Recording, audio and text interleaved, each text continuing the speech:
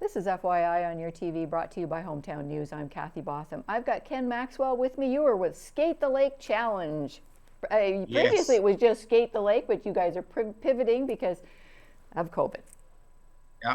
Yeah. Last year was the first year of the Skate the Lake Challenge. And, we wanted to get the oval open because even around the event, a lot of people like using the oval and come from quite a distance to skate on it.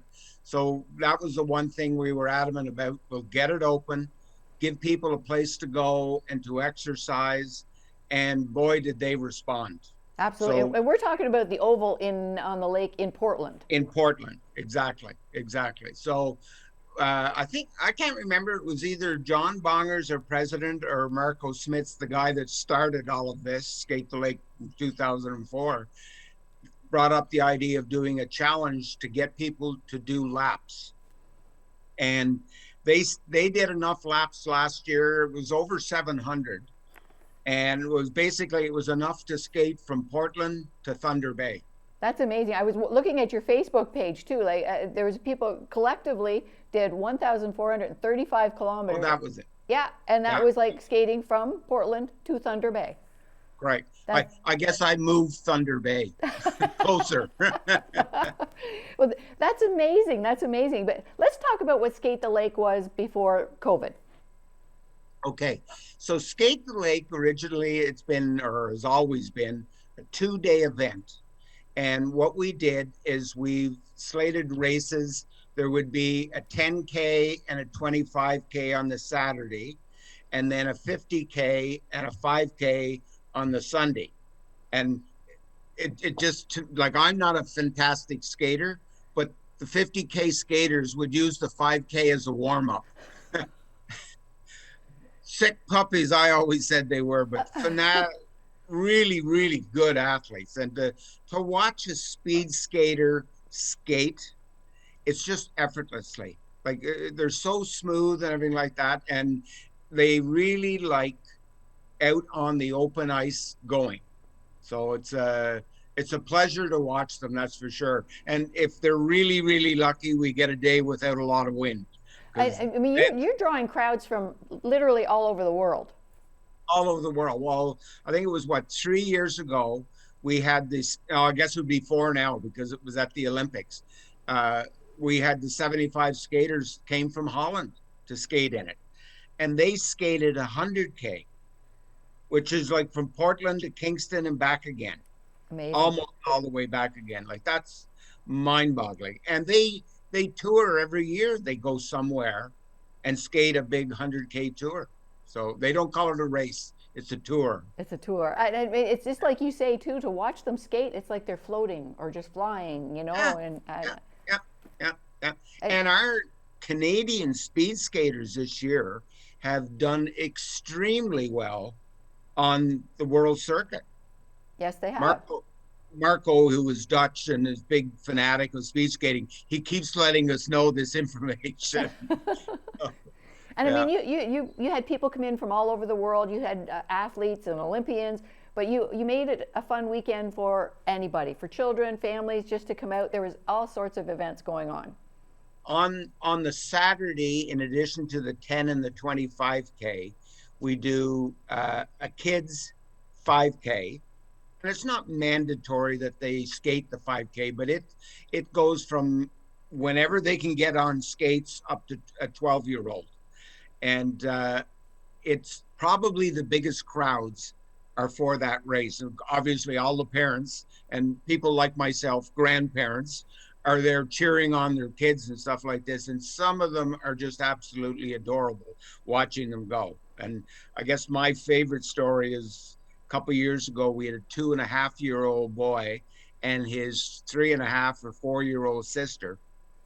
He had to skate one more lap than she did when she quit because he just said, I had to beat her. I And love the competitive edge. absolutely, and it's like when you see a celebrity or an athlete, somebody you look up to. You got these speed skaters going out there and making it look so effortless, and you go out and you're a child, and it's like, I want to do that. I'm going to do that. I'm Yeah. on the same ice. I can see that person. I want to do that. It's a great opportunity. Oh, fabulous. Yeah, Yeah. yeah, And it's very good exercise as well. yes. You, you don't see any of those speed skaters overweight, I'll tell you that. That's right. They burn a lot of calories. Yeah. That's right. That's right. So Yeah. during COVID, we weren't able to have this big event and have people come from all over the world to be able to enjoy the Oval, but you kept it going because you knew the importance of it to the local people. Oh, exactly. And I'm going to say I'm the one that kind of tracks all their laps and everything like that. And we do post that on our Facebook page every day, or every week, I should say. Uh, I'm going to say that probably 60 to 70% of the skaters that came out to do the challenge were new to skate the lake. Because having done registration for, I guess, 12 years now, I know all the skaters' names. I may not know them when I first see them, but I know all the names. And I'm going, we've got a lot of new people coming out. We had two gentlemen, one from was from Kingston, and his best friend was from Ottawa. Well, they would meet almost every day in Portland and skate. Oh, there you go. Yeah. Well, and the one guy said he liked it a lot better because he says we used to have to go and meet and skate on the canal. He says now he's coming out here and we'd skate here. Yeah, well, So, that's the and great opportunities yeah, for yeah. lots of friendships and camaraderie, that sort of thing too. But I was looking at your Facebook page too, and there's just people going out enjoying the day too. This Oh, past very weekend, that much so. deep freeze must have been wonderful for your lake. Oh, I was up there, and I'm up there every day, and I was really surprised how many people are there and families. And, you know, maybe not all the kids are skating and stuff like that, but they're playing on the snowbanks and having a great time because we do have a fair bit of snow there. But yeah, no, it's a real family event at the Oval, and that's really what John and Marco were aiming for and trying to get going. And I'm going to say they really succeeded. It's And, quite an event. and like you've pivoted instead of the 1 day or the 2 day weekend. You're open as as weather permitting, but you're asking people to come out and just count their laps, count their miles. How does that work? And then Well, if they go to our website, they can. There's an app it's mentioned. It's called Strava, Strava, and they can download that on their cell phone. And then they have their cell phone on them when they're skating, and make sure it's turned on, and it tracks their laps. And then when they're done, they just click send, and there's instructions in there that they have to join the Skate the Lake Club, and it reports their laps, and I get them every night. So I go on it every night and I pull off their laps and stuff like that. So some people have joined it, but then they forget to join our club. So it means I got to search to find them. But, every once in a while, somebody will send me an email saying, well, you're not tracking my laps. So I'll go find them and I'll get them in there. But yeah, the Strava app makes it fairly easy for them to do. Or they can also go to the website and report them manually, which some people do. They okay, just, okay, the good old it's fashioned probably way. easier. The old fashioned way, exactly. Yeah, yeah. Now, how big is the oval? What is is it a kilometer? This, it's a kilometer long. Now, this year, it's slightly under because when we set it out for some reason or other, we misgauged a little bit. So it's just under a kilometer.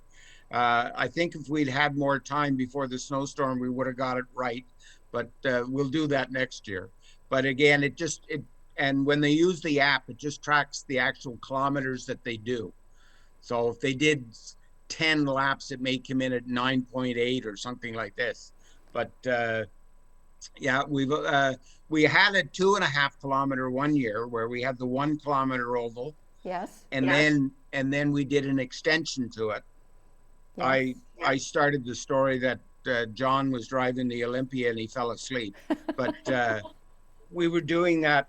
Excuse me, primarily for the 1 to 100K tour, but because we had such lousy weather 3-4 days before, it really made that bad ice. So we were down to the 1K that we could get in good condition. And in my opinion, it worked out even better because you could then see all the skaters at one time. And there was over 100 skaters skating. So, Oh yeah, and like the commitment of you and your committee too, because I mean, this is like you say, you're down there every day. You have to maintain the yeah, ice. yeah, yeah, yeah.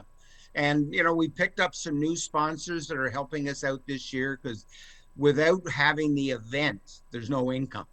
So it's pure expense and everything like that. So we really do appreciate our sponsors helping us out, and some of them have been very, very generous. So it's nice to see.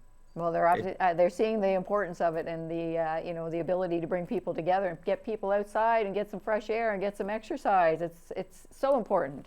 yeah, and there is people that go there and they'll just horseshoe around the Yeah, outside of it, or even just walk while somebody's skating and stuff like this. So it's good fun. It's good excellent. fun. Yeah, for sure, for Yeah. sure. Now you've got a Facebook page. You say you have a website. That's where people can find all the information to be able to do the Skate the Lake challenge. The Facebook page is Skate the Lake, just Facebook, and that'll take you to us.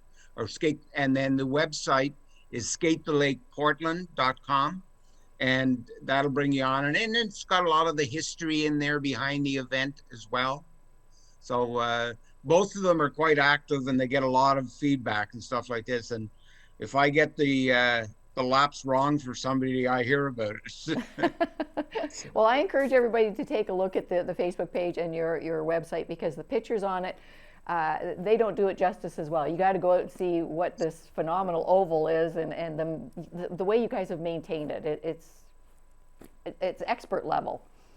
I've coaxed one of my neighbors into helping out. One of the other things we did this year with the Skate the Lake Challenge is skate more laps than our Olympia, the plow truck, or the tractor. And the Olympia is at 147 laps already, but we have one local skater that's, I give him another day or two and he'll have more. But once we get this snowfall, I guess on Thursday, and get it cleaned off, we'll build up our laps there as well. But it's interesting to see. It's something we never did or tracked before, was how many laps they do on this equipment.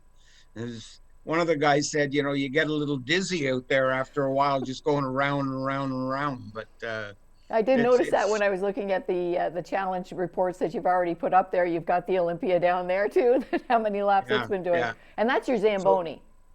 yeah, well, an Olympia is a Canadian model or make of a Zamboni. Everybody thinks, oh, it's a Zamboni, but Olympia is a Canadian made product.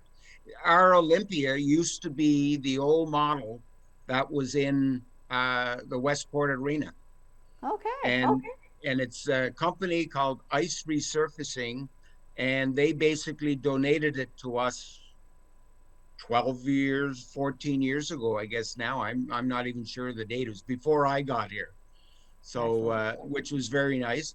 And they took it back this year and did some work on it for us, refurbishing it, because it's out there, it's in the cold and everything like this, and it's not like being inside an arena. So it needed some TLC. Yeah, for sure. And you do need that kind of equipment to maintain the oval for sure. Oh, For sure, for yeah, sure. Well, it would be impossible without it.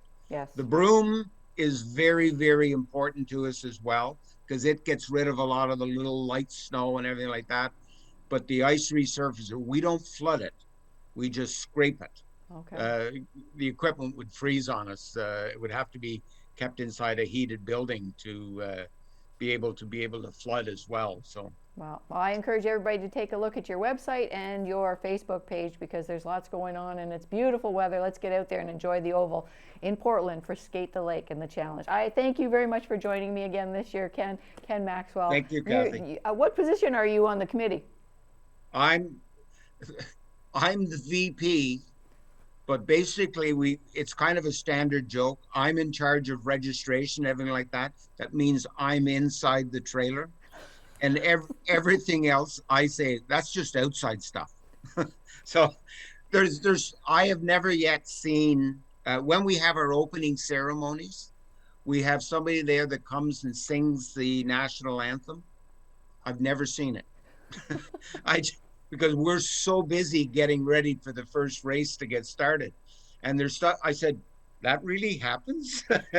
John Bongers at the start of the opening ceremonies cuts a block of ice.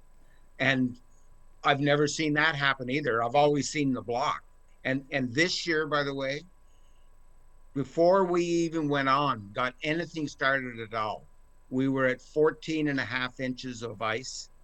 It was clear from the top to the very bottom, which John said, it's the best ice he's ever seen. Wow, that's When they wonderful. when they were out there, and I'm not even sure, the water's probably 20 feet deep where the oval starts. It might be deeper.